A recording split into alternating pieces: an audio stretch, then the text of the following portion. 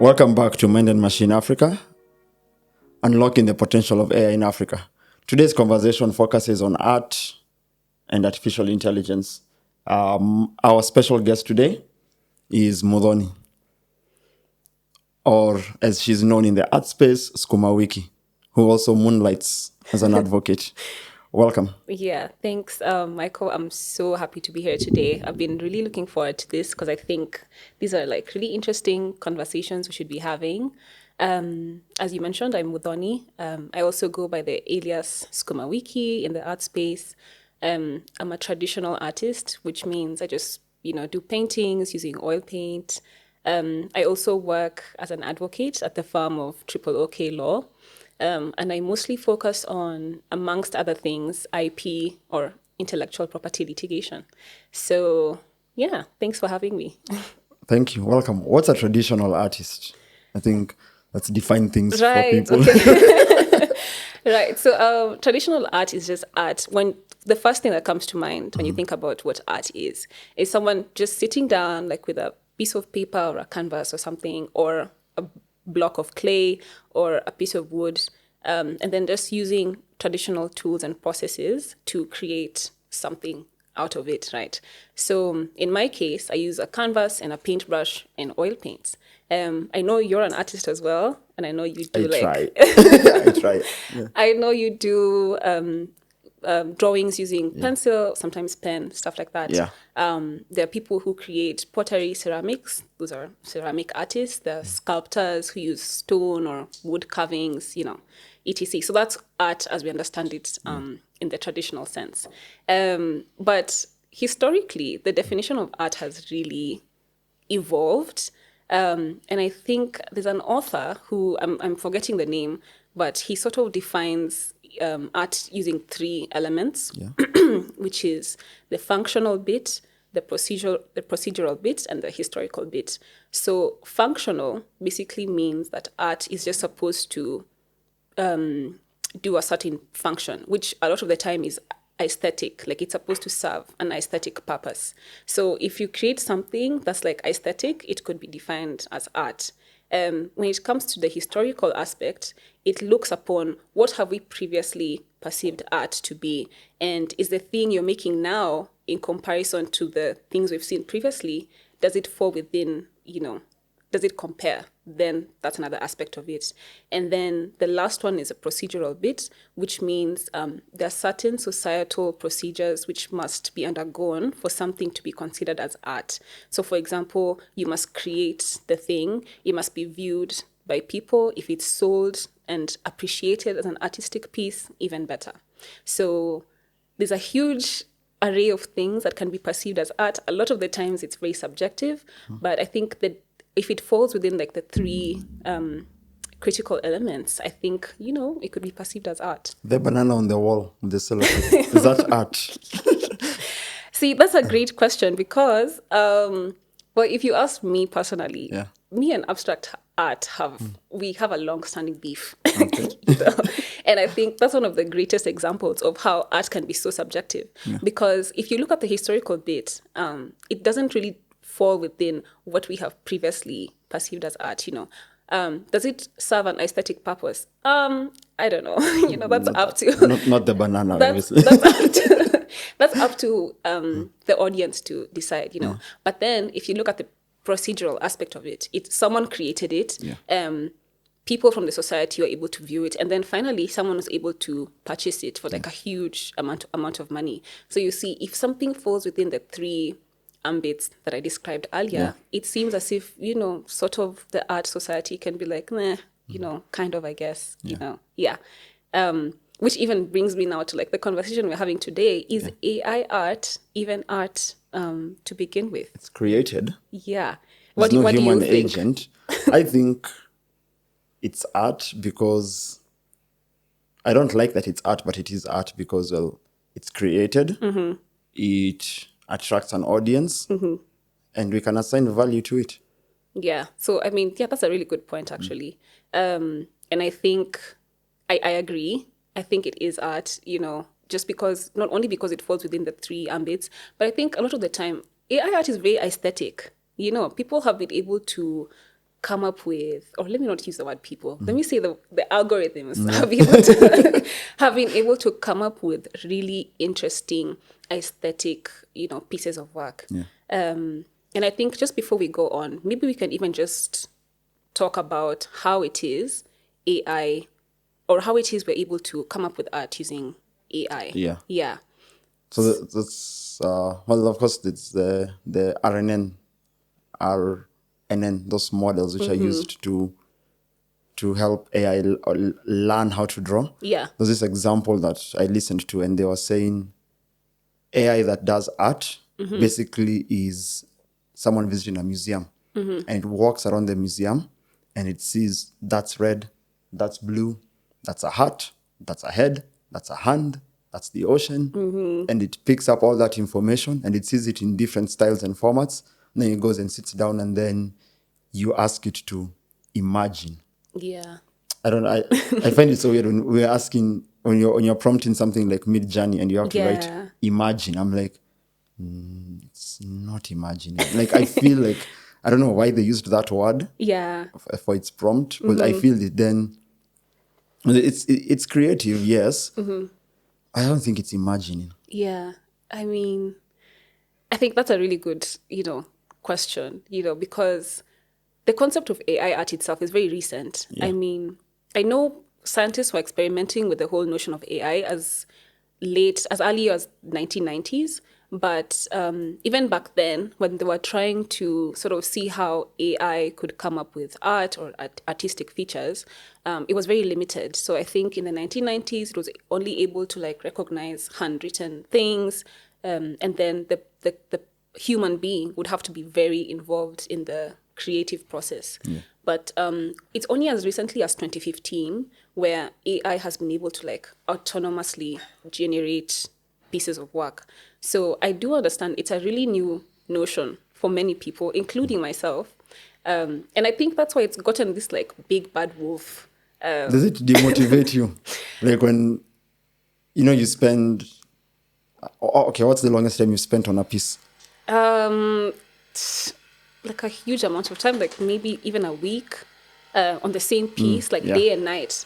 Just on the same thing, just going at it. Definitely a week, a few days, maybe 6 days, 7 days. So you're looking upwards of 200 hours plus of work. 100%. And then this thing is generated in seconds. It does it demotivate you? I mean, well, or you're like, that's not my style of art. That's a loaded question because, okay, just from what you were saying, the thing is that how the algorithms generate their creations is that they look into different sources depending on how they've been trained. So they'll look through a full, a huge scope of images, they'll go through different sources on the internet and then finally come up with a final image. And then if you don't like the image, you can ask it to regenerate and so on. So for me as a traditional artist, it's scary. And I think there's an episode which you had, Catherine and Janet, two amazing ladies. I think you guys were talking about whether AI would be rendering their jobs obsolete. And I think that's a huge question as well when it comes to the art community, where it's will there be any point of having artists in the future? If I could just feed a prompt into an AI generator, I could just go to OpenAI or Midjourney or Starry AI, which now even converts your AI to an NFT immediately for you. So, I mean, it feels like the possibilities are endless. And, you definitely have the question of, will I be relevant? Would you feel better if the AI generates the image, doesn't show you the image, then has through agency, through a robotic arm, painstakingly does the work and actually creates your art for you in our 3D existence as opposed to a digital piece of art? I don't know, because that still takes away part of the process, doesn't it? I mean, it's not the same as me sitting down with a pencil and a paper and, starting the whole process from scratch and actually having to imagine, or even me myself replicating an image from somewhere and starting from scratch. And, if you think about art, it takes a lot of practice and skill to even get to a point where you're fairly decent, like anything a else. lot. Yeah, like anything else. I haven't, like, you paint a lot. Yeah. I mostly pencil and charcoal. I try to get into paint. Yeah. I don't know if it's, everything is a learning curve. I was like, Right. okay, no. You draw, you're like, it's not that good. It's not Yeah. that good. Yeah. But then actually, with time, you get better. Yeah, 100%. And now this AI doesn't need that time. Yeah, I know. I mean, I know they're trained, but it's definitely not like the human process where I'm taking hours and hours. Like the 10,000 hour rule, where they say it takes 10,000 hours to be perfect at something. AI they don't do that. It's just an algorithm, and then it just depends on how you train it. And I think there's that new concept where they're using AIs to train other AIs. Yeah. So it's like, I think they're calling it like the police and the forger. Using two, so you have the adversarial networks, which one does A, B validates what A is doing.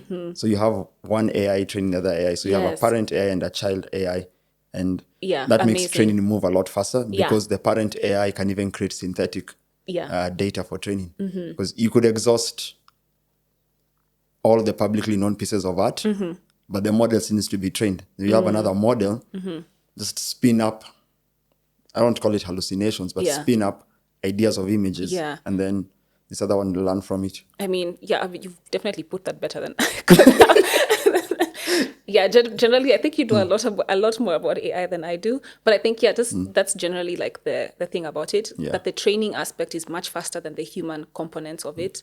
And so exactly, this like the big question of, what does this mean for traditional artists? And I think for me, I'm trying to be very open-minded about the emergence of AI in the art space, because if you think about it, traditionally, or rather historically, there have been other components of art which have introduced themselves into our world, which are different from what we knew before. For example, like a really long time ago, if you think about like the Renaissance period, it was all about like oil paint. And if you wanted a picture of yourself, you'd have to like sit here the way we're seated, and then an artist would have to be there for like 5 days, just painting you painstakingly, etc. And then in comes the development of photography. And then suddenly artists are like, oh my God, what does this mean for us? If you can just take a picture and it's literally exactly what I'm seeing, what does this mean for artists? And then, so finally we accept photography. We're like, oh, it's fine. There's still a need for traditional artists. It's okay. And then in comes now digital art, where people are able to use like Adobe and other illustrators to come up with like digital art. The pain. Right? And once again, there's another outcry where artists are like, oh my God, what does this mean for us? But then, as we move along, we find that there's space for everyone to sort of coexist, And I think it's the same thing with AI and AI-generated art, where right now, like I mentioned before, it's like being seen as like this big bad wolf. We don't understand it. We don't like it. It's gonna take away our jobs. But I think we have to be a bit pragmatic and progressive in how we think, and just sort of try to like visualize what does this mean for us, I do think there are some positives that could come with the use of AI in art. A good example is for someone like me, when I'm doing my painting process, a lot of the time, I don't have a live subject with me. So I usually rely on pictures. And so sometimes you just go on Google and just, let's say, give me a painting, a picture of an African boy, and then I'll use that as a reference for my image. Sometimes this could open us up to copyright infringement claims because that picture comes from someone else. And so therefore, you're sort of like using someone else's property to come up with. It Midjourney or DALL-E 2 that had to pay, they had to get into an agreement with Getty Images because I think it was Midjourney. You prompt Midjourney for an image and you see the Getty Images logo distorted. Yes. And so like they were taking their images, which they actually sell those images. They have commercial rights to those images. And because you can view them for free on the internet, it learned off that. Yeah. And then, of course, there became a whole. I don't know if that court case ended. Yeah. Last I heard, there was an agreement on how they'll train Like a settlement. a settlement for Mid-Journey 5. Yeah. So the thing is, now for artists, because the whole issue of copyright in AI is such a murky subject, which Yeah. I will speak on later. Yeah. But if you prompt an AI, let's say I just want a vague image of like an arm. If I just go to like open source and I'm just like to OpenAI and I'm just like, please give me an image of this and this. The issue of ownership is very unclear. So it sort of gives me peace of mind to use that image because it's not very clear as to who owns the ownership. And then even then, when it comes to any copyright claims, they would go to the distributors, which is the guys who own the algorithm and not me, not me as an artist, you know. That's sad. I know. No, it's sad for them. It's great for me. It's good for you because Yeah. you can produce art. Well, it's helping us imagine. And Yeah. I don't know if when you paint faces, maybe it's pulling away from AI just for a moment. When you paint faces, you do realize we're not imagining these faces. Yeah. It's a collection of images that we've You've seen. seen. Yeah. So essentially, isn't that the same thing AI is doing when you Yes. tell it to generate? It's 100%. seen images. Yeah. So where we upset that AI is doing the same thing we're doing. Like I like the way you started with the painting, the photography, because I remember I used to love this tool, Corel Yeah. Photo Paint, Corel Draw. I used to love them. I would make digital art. And then I stopped.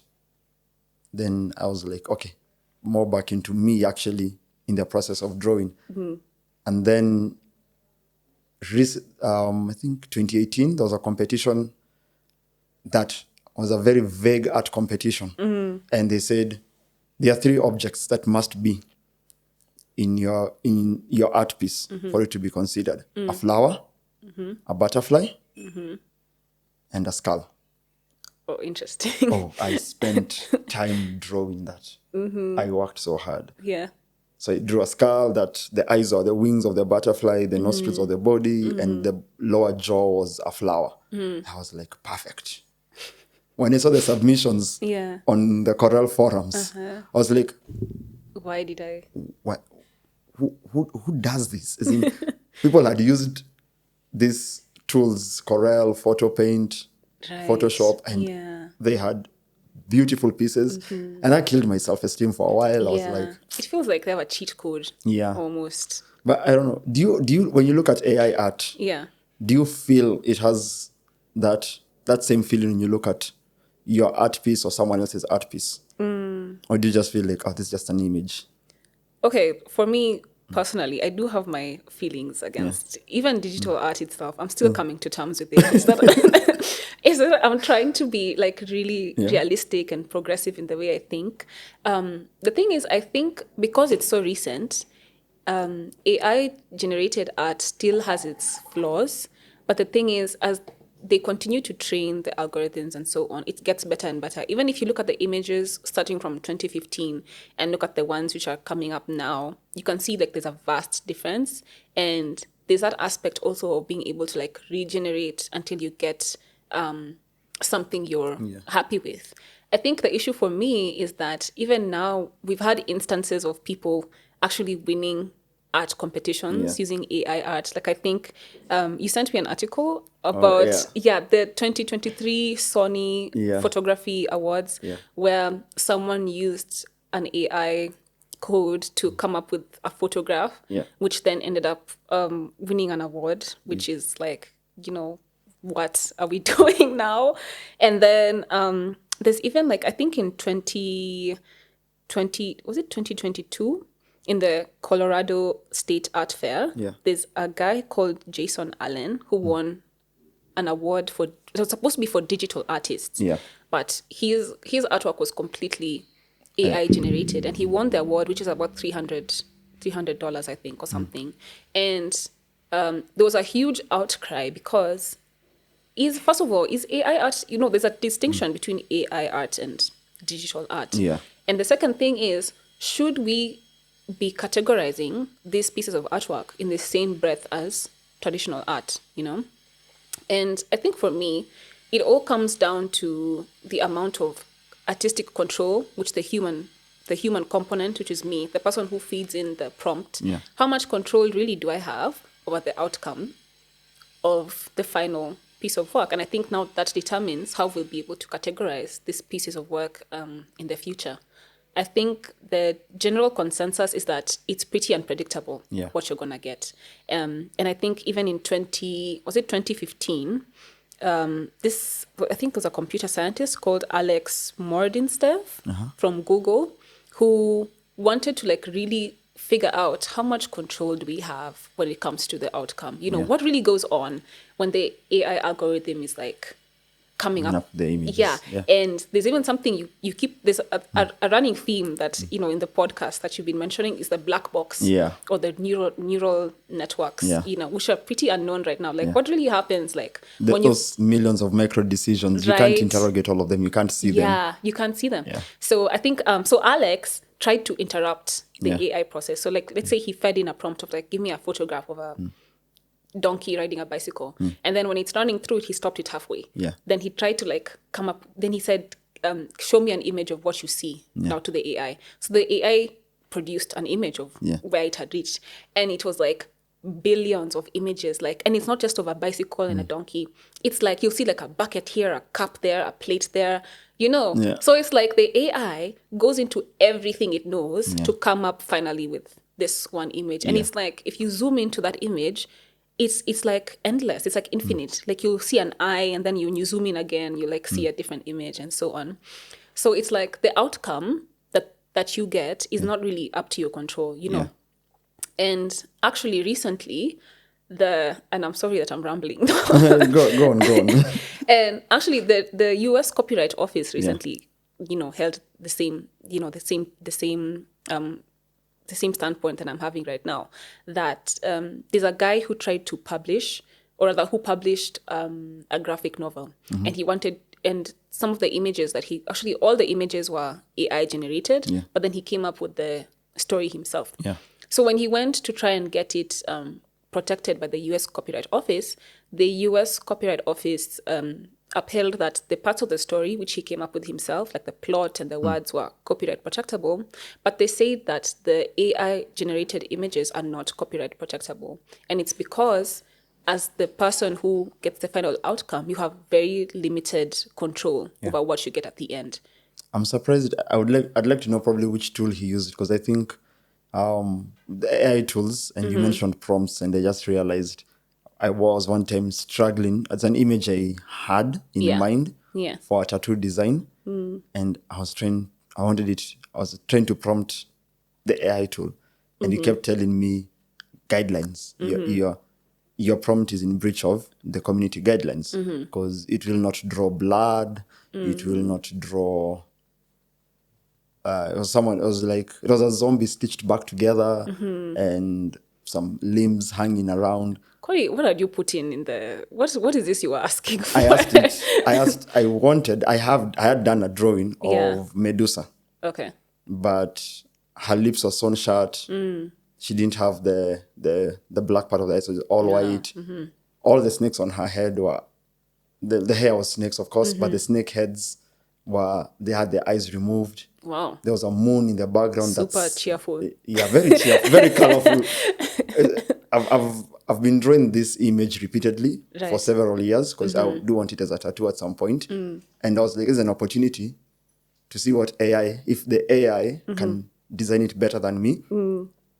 And it said, there's a guideline which I'm breaking some community guidelines. Oh, so it refused to generate that for me. Right. And now that means, is AI art limited because of these community guidelines? Because whether people who draw explicit content, people who draw graphic content, the AI might not want to draw works of art that depict slavery or torture, even if you're trying to convey a message through these images of wounds, injuries. You're depicting a war, a scene where a war had taken place. The AI is like, no. I feel like that's limiting. It's limiting. It's unfair. Yeah. It's not nice. I mean, and I think, it even brings me back to the conversation you had in a few episodes back about policy and AI. I think what these algorithms do, they're just like an extension of our freedom of expression, which a lot of the times is limited, especially when you're on websites which want to conform or which want to abide by, guidelines issued from country to country, depending on what those are. And you'll see, for example, even things like if you post your own cover of a song, that's still regulated. In as much as it's your own expression and you're like, there's nothing wrong with it, It depends on what forum you post it on. A lot of the times you'll find maybe that it's taken down or they want to make you conform in a certain way. So I think it depends or rather what or let me say what platform you use, because I don't know how many right now have any community guidelines. I know a few of them do, but I think I like with anything else in life, I am so sure there'll be some which are just like it's a free for all, like I would appreciate AI a bit more if it was a free for all, because I tend to draw very gothic images most of the time. So and I started this tendency where if I'm doing someone's portrait, I stop somewhere down the line. I get rid of the sample image, and the rest I decide, oh well, you don't really need the rest of your hair. Let's put some brains in there, right. or let's add us like just anything to make it look gothic. Yeah. So I can't do that with these AI tools. I would want to, but then I feel like, oh, that's if the AI tools want to do that, and I can do it, Yeah. I also feel sort of protected. Yeah. Like there are things we won't allow. Limited. Yeah. We won't allow the AI art tools to do that I can do. Yeah. And I feel safe about that. And then also makes me feel like, well, if someone needs a piece from me, they would They'll have to come to you. me because the AI tool can't Yeah. make that particular piece. Yeah. So it almost feels like there's a value that traditional artists still can contribute to their community, which AI codes cannot. Which I think is good. Yeah, it's good. Yeah. But then that also now brings up the scary bit of there's a lot of art in Africa. Yeah. Huge. Yes. And there's even more of it sitting in museums which are not in Africa, sadly. I guess that's another hot Side hot eye, topic. the British Museum. Yeah. I'm thinking the models when I ask and I put up prompts like in Mid-Journey, I feel like the art style does not have a representation of an African art style. Even if I want it to draw for me a Kenyan doing XYZ, or show me a Kenyan if they lived on Mars. The things I get, I'm like, sorry to say, but it just feels so Western. Yeah. Can I say it feels white? White. Yeah. I mean, it's a safe space. Yeah. So I'm like, so there's, of course, the data it's been trained on. There's a lot of African art that's not been used to train these models. Yeah. I wouldn't mind these models could help recreate some of our, help reimagine a lot of the lost art Yeah. that we've lost through colonialisms and wars and all those things. But when it's going to reimagine them, why reimagine them in a Van Gogh style and like maybe we never. That was not a style we That was not our appreciated. That's style. not our style. Yeah. That's I think that even brings it brings up a whole other conversation on biases in AI and so on, because at the end of the day, these algorithms are created by people, and if they're created by white people, they're going to have certain connotations and certain things that are missing, which includes like the African representation, and not just African but other like smaller communities, like small Asian communities and indigenous tribes and certain things like that, which is why I really think that number one, as Africans, we also really need to get involved in the conversations. We need to like really take up some of these spaces. But other than that, I think even in the art community, there's been a huge underrepresentation of African art, and African traditional intellectual property is still underdeveloped, undermanaged. It's still not very often to even see African art on a scale that we see Western art. The influence of African art is still underappreciated, even if it literally informed certain artistic movements, like the Cubist movement. Yeah. Yes, I'm looking at you, Pablo Picasso. Theft. There's still a huge underrepresentation and under appreciation of African art, and it shows even in the development of AI and AI art. But for me, I low-key see this as a good thing because one of the huge outcries against AI art is the fact that the actual creators of the images which are going into the final product are not being compensated. Yeah. They're not even being what's it called, they're not giving it the permission or license. They're not getting any revenue from the final product. And actually, even there's a group of artists in the US right now who are suing OpenAI for the very same reason that you look at a final image, you're like, wait, that's mine. Like, I feel like I drew that hand somewhere. Yeah. But it's coming up in another creation altogether. No one bothered to ask you or ask for your permission or give you any sort of kickbacks from the proceeds. And so I feel like because African art is not being represented, it means it's also not being exploited. So it's been protected. So I feel like not being protected, just not being exploited. Oh. So it's sort of like a double-edged, like a double-edged sword. So we are sort of lucky in the fact that we get to keep our art for ourselves. But then, again, because it's double-edged, we'll also lose the more AI art, even as Africans, we now start to embrace, the more we lose our existing art styles. Yeah, it's true. And we lose our influence. It is true. Culture. It is true because even there's so many AI like algorithms which help to revive some of the old artistic methods. Like I know Starry AI even makes you choose whose style you want to copy from. And it has like various categories like Van Gogh, Banksy, stuff like that. So if we had a category like that for an African artist, like if you have a category like for Patrick Mukabi or say Nwadu or something like that, it would really help. Or Skuma Wiki. It would really help even like with the appreciation and the knowledge of African art and African art styles. So it seems we're both losing out, but then also we are sort of not. I don't know. I think it's open to interpretation how you look at things. Yeah. Interesting. No, I guess it feels safe-ish for now. Yeah. Maybe, yeah, I'd feel safe. I remember when you mentioned the hand thing and this guy's doing OpenAI. Yeah. There's this thing where whenever you ask AI to draw art, to draw people, the easiest way to know that it's AI generated is the hands. It always gets the hands wrong. Yeah. All the time. Yeah. And it's because, and I think it goes down to what you're saying, how you took time to practice. Because AI is seeing hands in different positions as an image. Yeah. We see hands as objects that change form, shape. There's a way you hold a glass. There's a way you'd hold a ball. There's a way you'd hold a baby. Your hand changes. Yeah.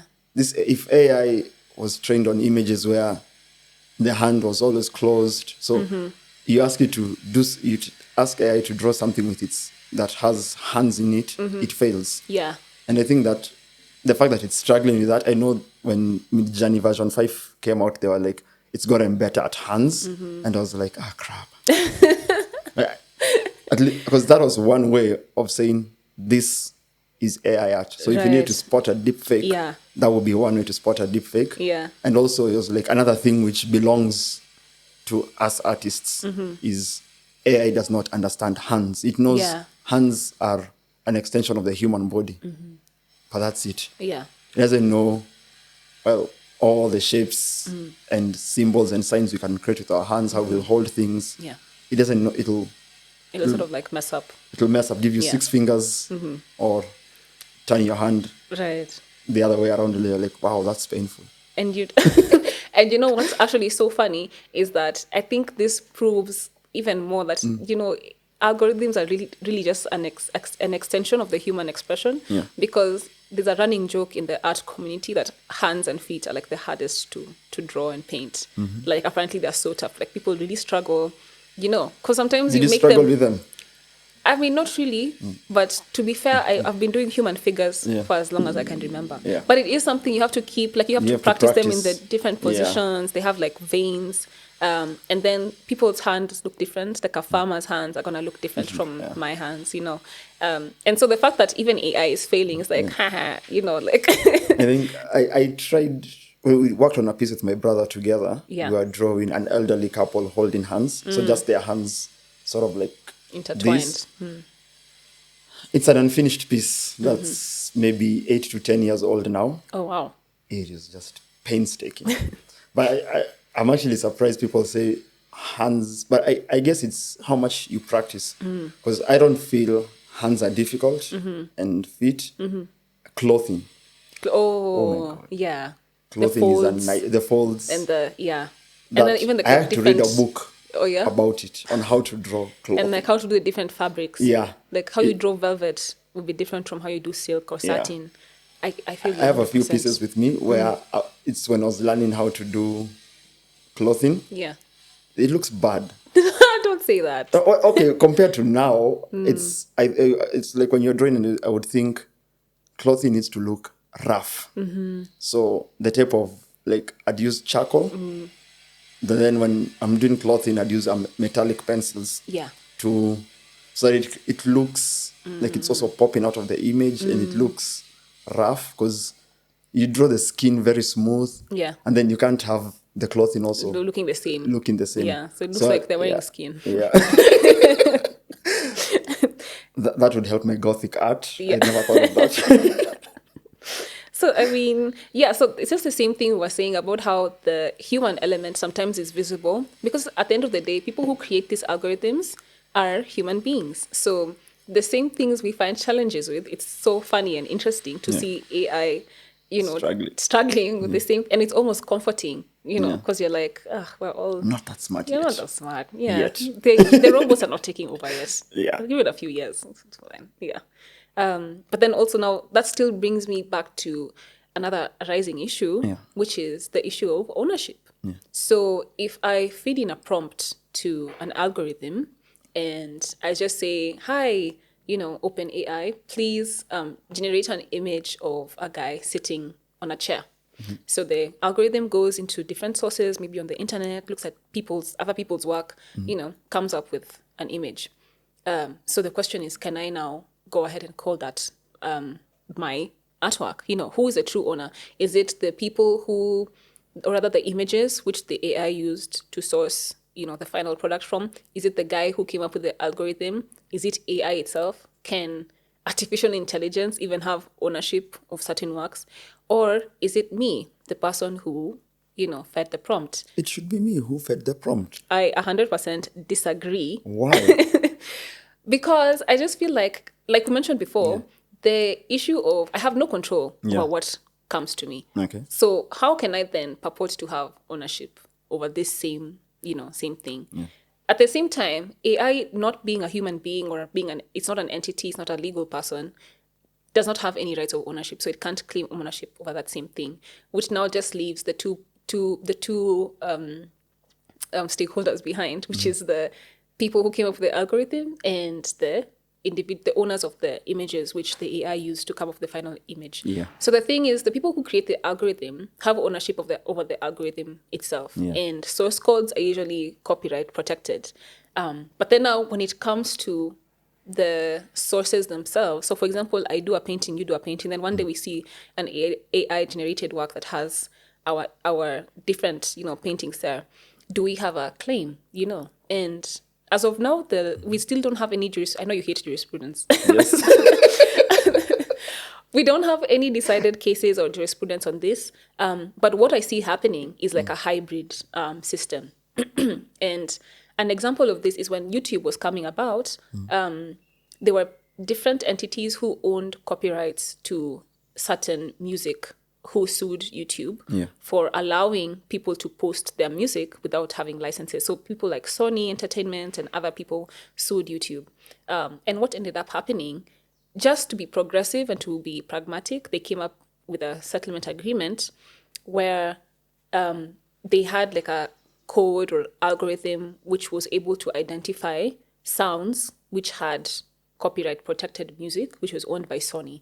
So anytime you upload a video with those sounds and it's identified, it means that Sony Entertainment will get some of the ad revenue from that video, which is what I see happening in the future with AI and AI generated art.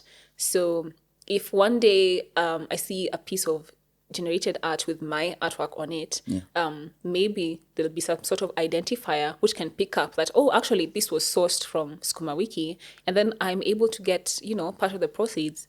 Because right now, AI art is looking like a really viable venture. In fact, there's a piece of art in 2018 that was sold for over $400,000. And you can imagine if the people whose work was used to generate that work were able to get some revenue from that, I feel like that would be super helpful. Yeah. Yeah. You said something and then I was like, I'm going to hit you with that. Then you went and fixed it. I don't know if you fixed it or like you went and like when you finished your thought, I was like, Right. man. Oh, okay. So What's that? I was thinking, because I was my idea was why I think the person with the prompt deserves the ownership was based off of when you draw a portrait, humans, we can't imagine what we've not seen or experienced. Yeah. So we sort of like, we do what the AI is doing. We lamp up. I'll take your nose. I'll take his eyes. I'll take someone else's hair. And then I'll draw this fictional character for my art piece. Right. Should those people, someone sits and you're like, that kind of looks like my eye on the left. Do they deserve ownership? Because Yeah. they don't deserve they don't have ownership. Yeah. And that's the traditional art in our physical world. If they don't get it in this physical world, why should they get it in the digital space? I totally understand your line of thinking. Yeah. Because it actually happens a lot where even me right now, there's always the same fear where I can be able to just look at an image and then I just draw a random person. Yeah. So the question is that if that random person has no rights to my painting right now, why would I purport to have the same sort of rights when it comes to an AI generated work? And I think the simple answer is that actually they do. So there's different layers to it. So if I use a photograph, there's other people who are still, there's still some connotations in that photograph. There's a person who took the photo and there's a person who's being being photographed. Yeah. So a lot of the times, you'll find that the person who's being photographed has given their consent to be photographed, And then, so now it just remains with the photographer who has the rights to that image. However, there are instances where I don't give my consent. Let's say I was just walking in the mall, someone took my photograph, and then now you're using my photo as a painting. I do still I can sue you and be like, hi, I didn't give you the permission to use that photograph. So I can either tell you to take down the photo or take down the painting, or I can ask for some revenue coming from the Can you ask for all the revenue? You'd be like, that's me, my likeness. Yeah. Everything all the money you made from that belongs to me. You can try. But I think historically courts have held that yes, you do have a right to your image, you have a right to your control over your likeness. Yeah. But a lot of the time they look at the effort that went into actually for the generating artist. revenue from that image and likeness. So for example, I put in the work, I took a photo of you, meaning I have a right to some revenue, but then you'll definitely get something in return. Totally depends on the circumstances of the case. There are times where the person who's infringed on your likeness will be asked to give you all the revenue. It's a bit rare, but it's possible. And so the same thing will happen when it comes to talking about the rights of ownership. When it comes to AI generated art, there's layers to it. And I think the sooner we're able to figure it out, the better. Start moving forward, everyone is clear on what the position is. Which is why it's so sad. I think you were mentioning this in your conversation with Janet and Catherine, and even everything I've said today is just coming from the US, Yeah. So it's like the trend comes from Western countries to first decide what they want to do, and then as Africans, we're like, oh yeah, okay, now that they've said this is what's going to apply to us. Yeah. I think it would be much better if we could come up with our own nuanced way of doing things. Yeah. I mean, obviously it's like wishful thinking, but I mean, if there are any legislators and policy makers who are listening to this podcast, please, let's get on it. Yeah. Yeah. I'm thinking of art's it's very powerful, and you can use it to show the future. You can use it to show the state of time, that the current state we're living in. Yeah. And I'm thinking of that power that art had, like, for example, during the Renaissance period, whenever we had changes in how people drew, and they were always influenced by some change in culture. Yeah. I don't think I'm not sure. I'm worried that AI won't have that same capability. Why do you say so? We assume all artists stop drawing today. Let AI continue drawing forever. Can it come up with a new art form? Can it come up with an art form that speaks to our current cultural struggles, to where we envision in our world, where our world is? I don't think it can come up with those kind of pieces. It can use pre-existing pieces that symbolized either great success or times of great difficulty. But I don't think AI will be like, you know what we need now? Triangles. We need Right. triangles. Everything should be built in. No, cubism is dead. Let's just do triangles. Yeah. Let's do 2D images, flat images, because humans are tired of the 3D world. Yeah. I don't think it will be able to know that, Yeah. to capture that, and then feed that out, because that's something you have to be experiencing in the world. Yes. I think you need some form of agency for that. Yeah, 100%. And I think, the thing is, I think AI by itself it can't generate anything out of nothing. Yeah. It has to be prompted by someone. Until you have autonomous AI. And okay, Michael, Maybe. please, don't stress me out. But basically, as it is now, I think it could reflect, current contemporary times based on what it's fed. So right now, maybe if you see someone saying, please generate an image of KFC, 3,000 years from now, someone will be like, oh yeah, okay, during that time there was KFC because this is what someone fed into it and this is what, it came out with. Or I know there's someone who did like a whole line of AI generated art based on like in 2020, the riots that were going on in the US, the George Floyd situation. Yeah. And therefore, in the future, you could be able to maybe look back and see, okay, there was some sort of like civil disturbance during this time based on what was fed into the AI. But I think other than that, you're completely right. There's still a value that traditional artists add to the society, which is, how they say art is a reflection of the times? Yes. And artists are just people, you're supposed to be like mirrors of society. We definitely reflect what's going on right now. And I think there's just a little gap that AI has not been able to fill in that aspect. But honestly, who knows? I've seen so many strange things happening the past 10 years right now. I'm just like, Anything anything possible. can happen. Yeah, anything can happen. But as it stands right now, Yeah. I 100% agree with you. Yeah. Also, I don't know if you've seen this recently now, AI art is moving from prompt to image to prompt to video. Yeah. I know that also challenges another type of artistry. Yeah, If there I you may tell call film and video. No one is safe. No one is safe. Even the other day I was seeing there's an AI program that can mimic artists' voices Yeah. and create like music. Like there's a guy, he's called Ghostwriter. Yeah. And he's actually being sued right now by Sony by Sony Entertainment. But he's been using like the voices of Drake and The Weeknd Yeah. to actually come up with songs. And it's like literally, it's so eerily, good. exact. Yeah. And yeah, right now no one is safe. Everyone needs to be I'd say, surprisingly, I'd say, well, I haven't tested it yet. I tested text to speech AI that's supposed to mimic your voice. And I had to train the model on about 3,000 different sentences. That was in 2018. And I think that bias that it was built in the West, it could not get my accent Your right. accent, right. So there's always some words sounded very Caucasian. Yeah. And other times it sounded very robotic. I was like, Right. and so I'm guessing if your voice is out there a lot, Yeah. then Yeah, maybe 100%. Like musicians, Yeah, have like musicians, millions of songs. Yeah. It's easier to train the Yeah. algorithm, Same to, how like there's a trend right now on TikTok. People are trying to mimic the style of the director Wes Anderson, who does like movies. So if there's a lot of your work out there, it's definitely easier to train the AI using on, your previous work. For you and I think it's going to take a bit of time. Yeah. But still, I feel like there are also data privacy concerns because how there was that whole trend of people like you take a picture and then you feed it into an AI and it generates the 10-year challenge. yeah. So I'm just like, is it gonna be used for like facial recognition in the future? What is our data? There's no control over how our data is being used.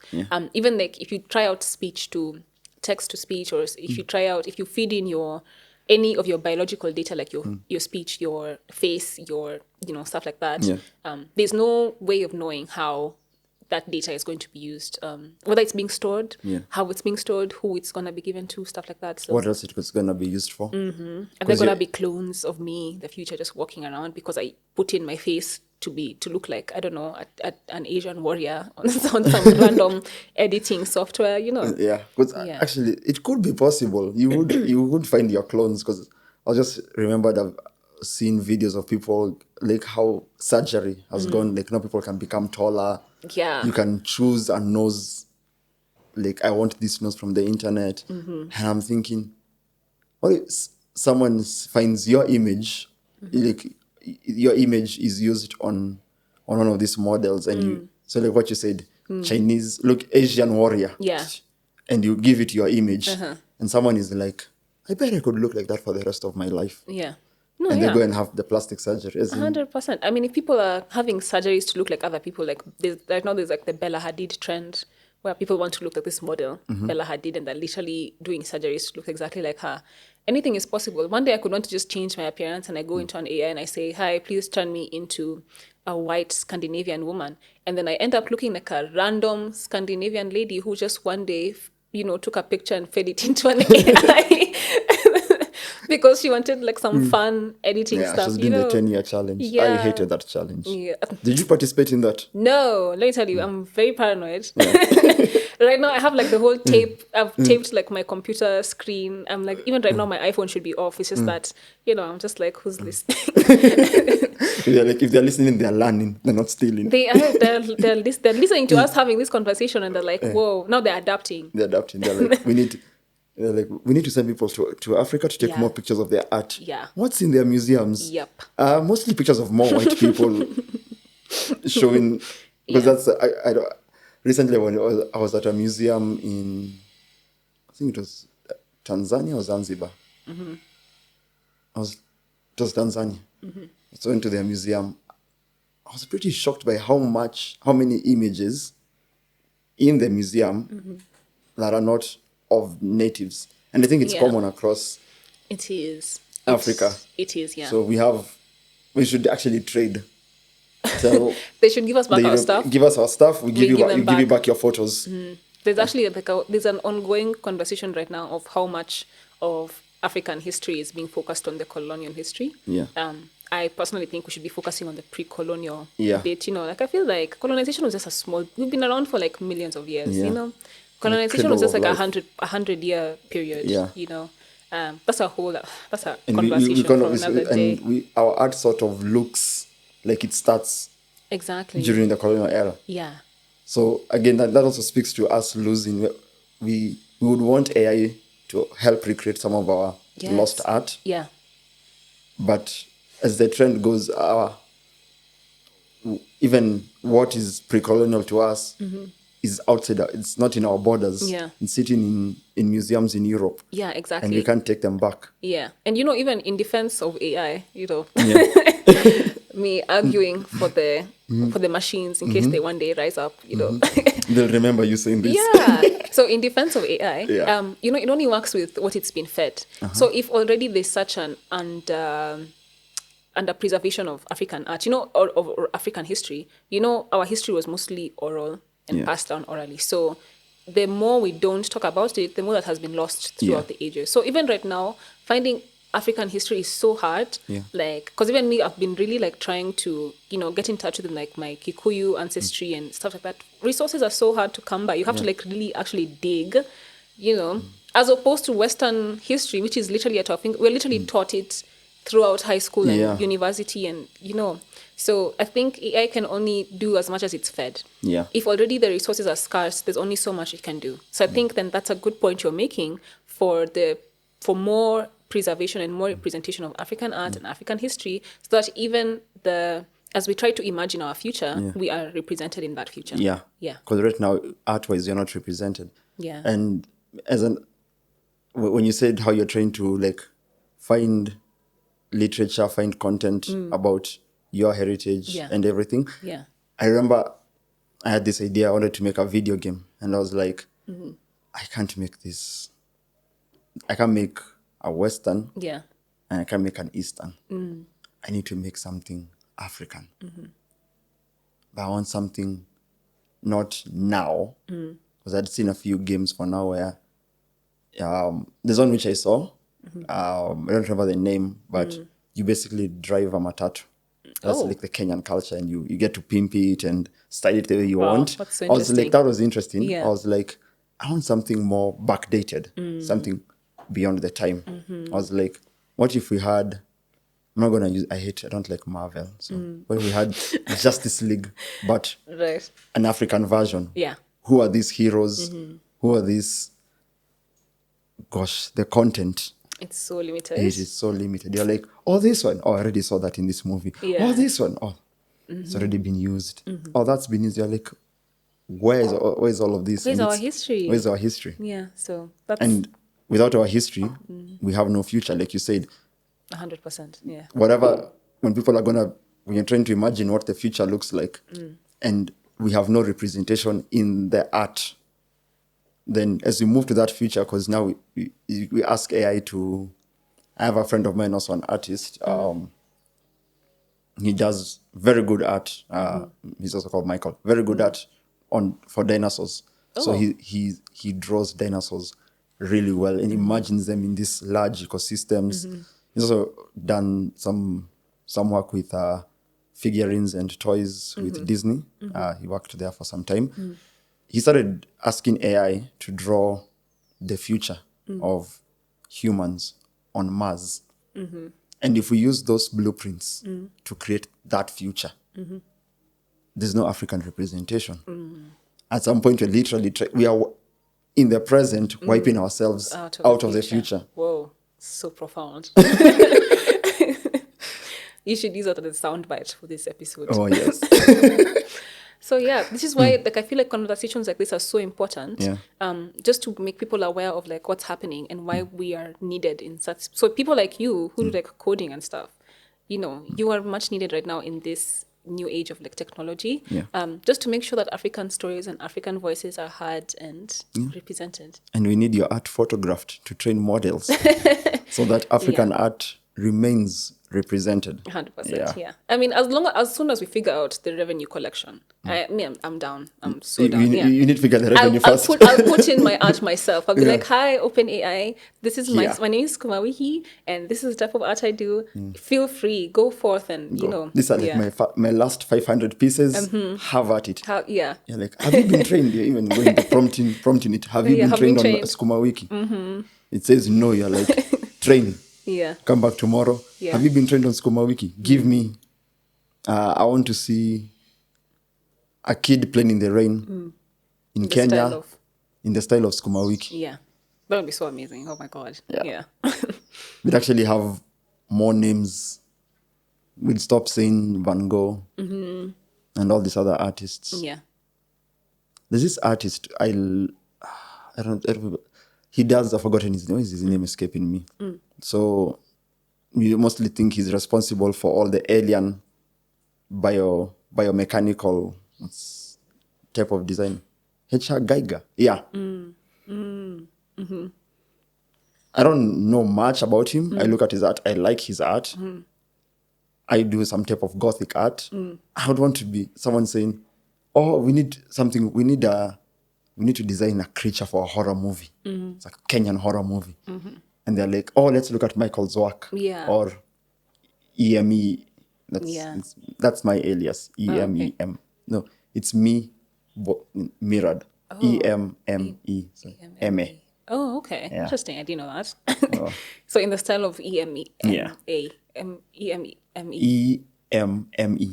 Yeah. Yeah, it would be so nice to see, like, honestly, it would be so rewarding for the generations of African artists who've come before us, who've put in the work, you know, Because even you'll find that a lot of art that we have now is built upon something that existed before. It's very rare for someone to, and maybe even impossible for someone to like truly reimagine something extraordinary, and which is why art is protected by copyright and not patent. You can't really Interesting. because you can't really invent like a new style. You can't invent it's just that eyes. it's just, no, it's can't just that invent eyes. the way you express eyes Yeah. can be different from how someone else expressed it. But to come up with like a whole new idea, I don't think it's been seen before. Maybe unless we're the It could first. be. Yeah. So I would love to have another session. Yeah. And I'd introduce you to a friend of mine. She does art as well and cybersecurity. Oh, And interesting. math. Whoa. And she decided Jeez. Yeah. to create art using math. So she's this thing now. Oh, that's We're so saying cool. math art. Right. And so you put in your variables and the AI works. So the way the AI is thinking, take an image of that, and that's art. And now she's conceptualizing, turning that into fabric and fashion. Oh, that's so cool. Yeah. Oh, Would interesting. that be patent protected or would that then still be copyright? I think so. Parts of it would be patent. I don't know. I'd have to like really look at each of the different elements, and I don't want to turn into this. And I don't want to turn this into an IP conversation. But basically, patent focuses on innovation. So if she can, and it has really strict rules to prove. So if she can prove that she truly, came up with each of those aspects, it's never been done before, never been seen before. Totally patent protectable. Otherwise, I think it would fall under copyright because it's just a different way that she's, expressing a form of art or a form of like creativity. Yeah. So I think it totally depends. That's a whole other conversation, And I'd have to bring in Janet and Catherine. We sit down and now start It's analyzing. going to have to be a live panel. I have to bring in April. Yeah. So we'll need more microphones. I think so. Yeah. So this is me vouching for another. I'm coming back. You're coming back. Yeah. You're coming back Please, with a team. audience, request for me to come back. I think I'll add a poll to that. Or one of actually nowadays I am allowed to do polls on Spotify. On Spotify? Yeah. Oh, wow. Yeah. That's So cool. if I'm sure the audience wants to see this. Amazing. Yeah. Okay. Awesome. Thank you so much for coming. Oh my gosh, thank you. It's been amazing. I know. Eye-opening. I know. It's been so Yeah. interesting to talk about these things. I think I've learned so much from you. And, it's just always nice to get another perspective because we can be really in our heads and not Yeah. just thinking about, oh my God, we're doomed. The AI is stealing our jobs, But it's really good to have these conversations and even just to be aware of contemporary issues and just to get, perspectives from everyone, really. Yeah. And thanks Thanks you so for much. having I'm me. gonna pick up my pencils Yeah. and try and draw something this month. Yeah, please. It's been a while, not so every I'm day, feeling inspired. not every day gaming and code and tech, Oh, gaming one is day so much drawing. fun. I'm in the middle of a game now, so I probably might have to finish that game before I get some free time. Or I don't know, might get inspired. I feel inspired. Right. Just need the time now to come up with a nice piece. Okay. Yeah. Amazing. Yeah. Thank you so much. Thanks. Okay. Thank you for listening. Make sure to check out our other episodes. Send us any comments, any feedback. We'd be glad to hear it. Thank you and stay tuned for more episodes coming soon.